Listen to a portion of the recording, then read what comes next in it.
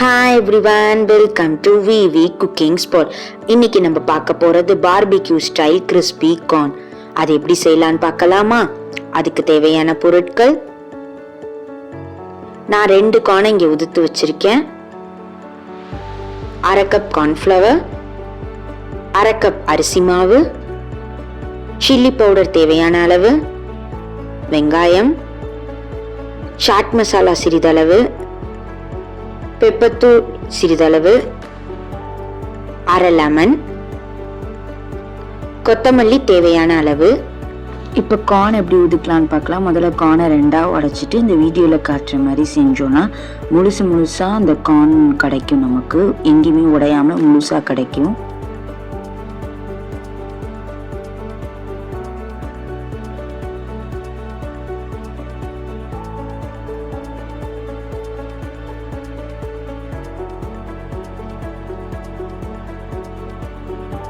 ஒரு சைடு நீங்கள் ஃபினிஷ் பண்ணிட்டீங்கன்னா அடுத்த சைடு எடுக்க ஈஸியாக இருக்கும்.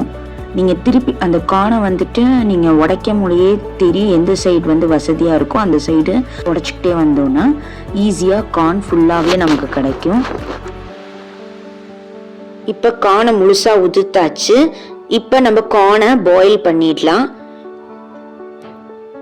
பாயில் பண்ணதுக்கப்புறமா ஒரு பவுலில் பாயில் பண்ண கார்ன்ஃப்ளவர் சேர்த்துக்கிறோம், அரிசி மாவு சேர்த்துக்கிறோம், காரத்துக்கு ஏத்தாப்புல சில்லி பவுடர் சேர்த்துக்கிறோம், கொஞ்சம் பெப்பர் தூள் சேர்த்துக்கிறோம்.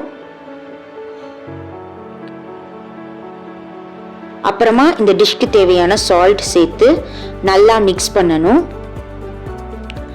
இந்த டிஷ்ஷோட சீக்ரெட்டே என்னன்னா, நம்ம டபுள் கோட் பண்ண போறோம். ஸோ நம்ம நல்லா மிக்ஸ் பண்ணிட்டு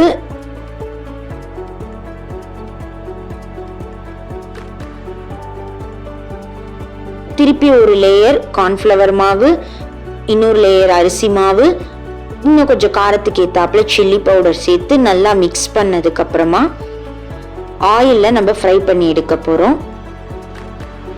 ஃபர்ஸ்ட் ஒரு வாட்டி ஃப்ரை பண்ணி எடுத்ததுக்கு அப்புறமா இன்னொரு வாட்டி ஃப்ரை பண்ணும். டபுள் ஃப்ரை பண்ணாதான் நல்லா கிறிஸ்பியா கிடைக்கும் உங்களுக்கு.